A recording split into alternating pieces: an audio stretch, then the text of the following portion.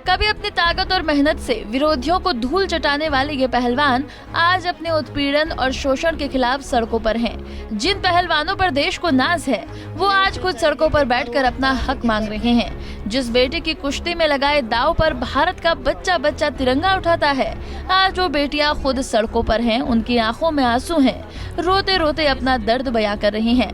दरअसल Tokyo Olympic में कांस्य पदक विजेता बजरंग पुनिया और विश्व चैंपियनशिप पदक विजेता विनेश फोगाट समेत देश के शीर्ष पहलवानों ने बुधवार को नेशनल फेडरेशन के अध्यक्ष और भाजपा सांसद बृजभूषण सिंह पर तानाशाही और यौन शोषण का आरोप लगाया। इन आरोपों के बाद बड़ी संख्या में रेसलर और पहलवान राजधानी दिल्ली के जंतर मंतर पर विरोध प्रदर्शन कर रहे हैं। विनेश फोगाट ने तो रेसलिंग फेडरेशन ऑफ इंडिया के अध्यक्ष और भाजपा सांसद बृजभूषण शरण सिंह पर महिला पहलवानों के यौन उत्पीड़न का आरोप लगाया है। सिर्फ मैंने ये नहीं लगाया है आरोप, बहुत सारी लड़कियां हिम्मत करके शायद आगे निकल के आएंगी जिनके साथ में हुआ है, और हमारे साथ में कुछ ऐसा हुआ है तभी हम ऐसे निकल के आए हैं। इतने बड़े अगर लेवल पे अगर हम जाके अगर ऐसा कदम उठाए तो कहीं ना कहीं कोई बहुत बड़ी वजह रही होगी। कॉस्ट्यूम को लेकर आप कहना है कि कॉस्ट्यूम आपने नहीं पहनी, क्या वजह थी? देखिए, अगर हम रेसलिंग करते हैं, हमारे कॉस्ट्यूम का क्वालिटी अगर उसमें से अगर बॉडी क्लीन दिख रहा है तो मेरी फैमिली भी देखती है, हमारा पूरा परिवार देखता है, पूरा देश देखता है।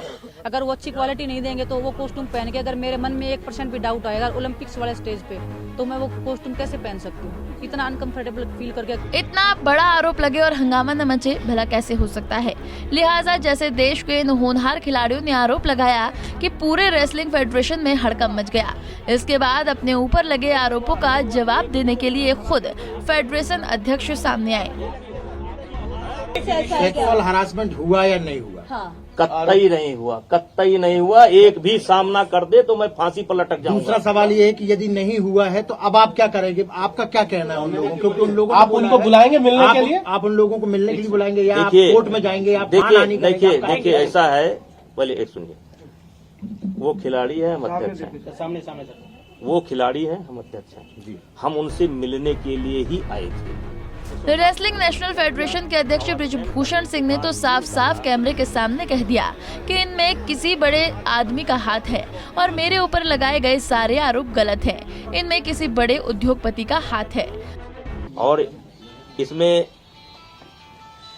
किसी बहुत बड़े आदमी का हाथ भी है। आपको लगता है साजिश है?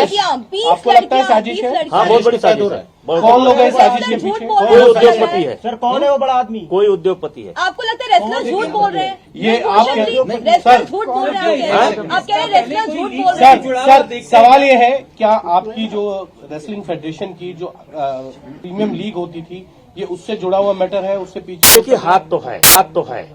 यही खिलाड़ी जो कल तक हमारी तारीफ करते नहीं थकते थे, आप किसी खिलाड़ी से पूछ लो, हरियाणा के गांव में जाकर के पूछ लो, खिलाड़ियों के माता पिता से पूछ लो। मैं माता पिता, उनके बुजुर्ग जो जाते हैं उनको अलग से मैं सम्मान करता था। देश के लोगों को बताता था कि ये देखो दादी माँ आई हैं, ये अपनी बच्ची को लेकर के आई हैं। परसों तक तो ये करता था, अब आज इतना बड़ा कौन है सर? ये तो बता दीजिए ना। कौन हो सकता है? उद्योगपति है, कोई उद्योगपति। एक सवाल आपसे मेरे साथ ये है, एक मिनट, उन्होंने ये भी कहा था कि आप बता दें कि अब ये मामला धीरे धीरे बढ़ता जा रहा है क्योंकि खेल मंत्रालय ने रेसलिंग नेशनल फेडरेशन के अध्यक्ष से बात। वहीं कई राजनीतिक पार्टियों ने भी इस प्रदर्शन का समर्थन किया है, लेकिन सवाल है कि क्या देश की बेटियां और पहलवान अब ऐसे ही सड़कों पर उतरेंगे, और अगर ये सड़कों पर रहे तो देश के लिए मेडल कौन जीतेगा? Bureau report, Punjab Kesari TV. हमसे जुड़े रहने के लिए हमारे YouTube चैनल को सब्सक्राइब करें और नई वीडियो की नोटिफिकेशन के लिए बेल आइकॉन को दबाएं।